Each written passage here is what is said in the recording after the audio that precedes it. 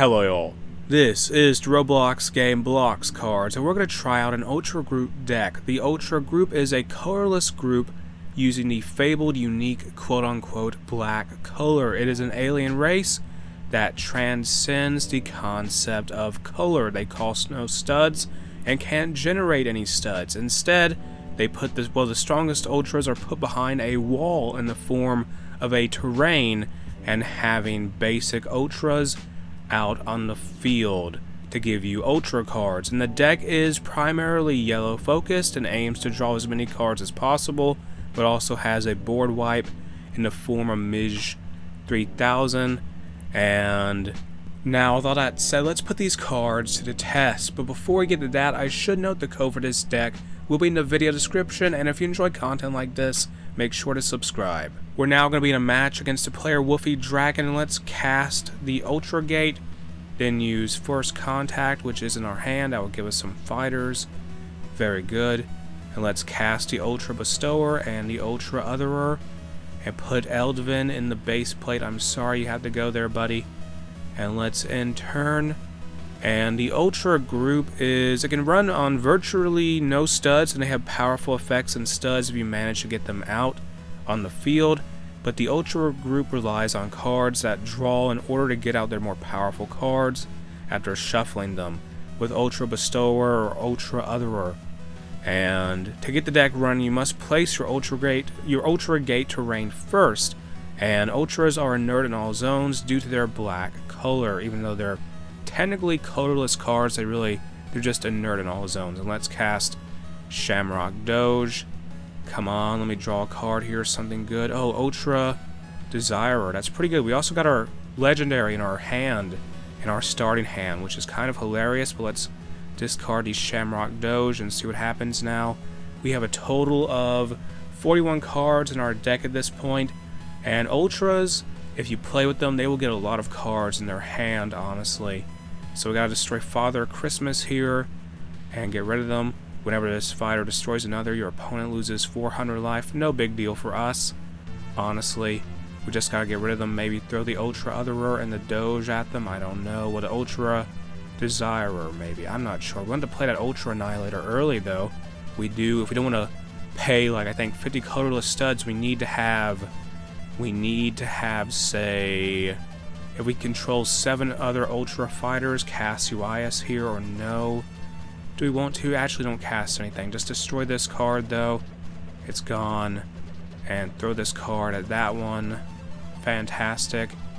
Do we want to hold on to the colorless studs we have and not cast Uias? We could, but we may not. Let's just go ahead and cast something. Come on. And when that card dies, draw a card. Destroy that card if it's not cast by the end step. And let's end turn here. We have Koopa with us. And Koopa is a very good card for this type of group because when that card is cast, it draws 2 cards and it has haste. And now, when this card is cast, all players lose a 100 life. And you, Hunter, you is going to get more power. That is annoying. Please stop getting power. That'd be fantastic. Stop getting stronger, I beg of you. Well, this is going to be awkward, isn't it? We're going to be...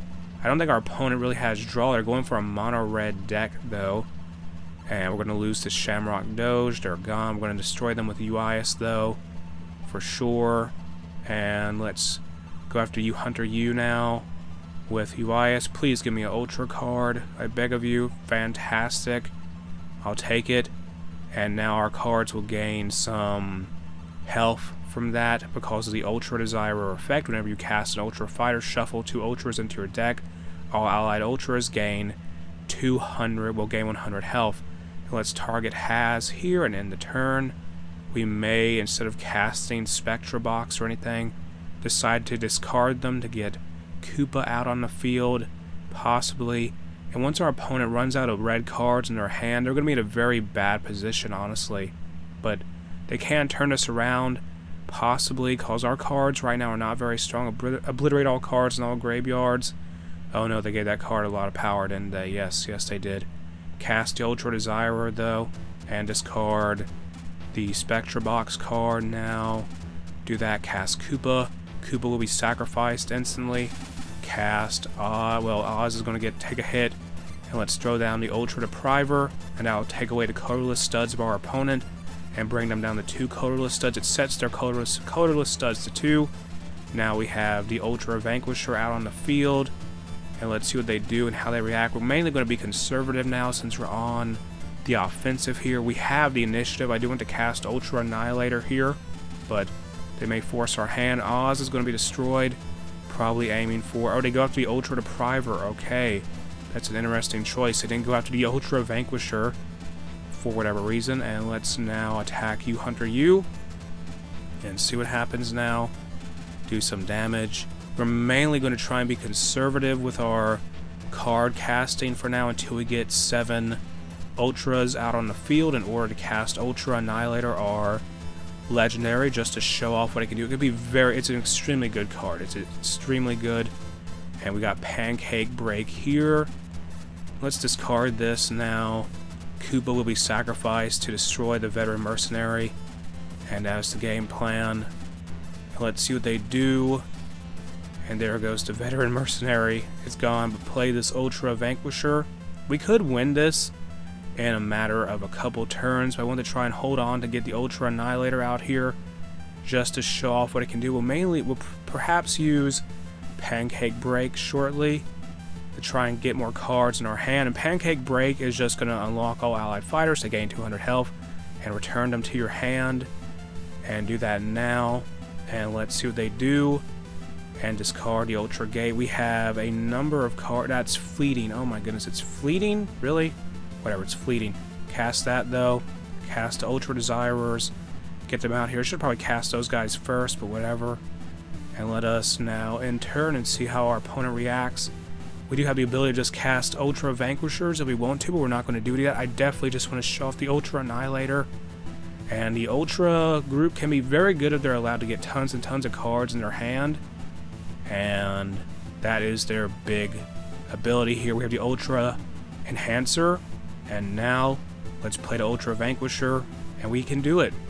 We had a pretty good starting hand overall. And RNG can be somewhat of a very... If RNG is bad for the Ultras, it's very bad. If it's very good, it's very, very good. So cast the Ultra Annihilator. And there's nothing they can do. And the Ultra, they may forfeit, potentially. The Ultra Annihilator cannot take any damage unless Ultra cards die. It will take 200 damage when an Ultra fighter dies. Then that would be bad. Because just you take 200 damage with the Ultra Annihilator. It is a very, very strong card. And there is nothing Wolfie Dragon can do, unfortunately, as they're staring down the power of this alien invader. They do try and cast Alloy Appraiser. Who they're going to use that on? They target Ultra Annihilator, it doesn't matter though, and throw the Ultra Vanquisher at that Alloy Appraiser. I'm sorry, you have to go. Boom. And now let's attack with the Ultra Vanquisher, our big beefy card, and the Ultra Annihilator, the king of the Ultras here, I guess. And there we go. And with that, GG to Wolfie Dragon first off. And with that, this has been the Ultra group in Blox cards. If you enjoyed the game, you can check it out in the video description. The link to it is there. If you enjoyed the video itself, make sure to like and subscribe.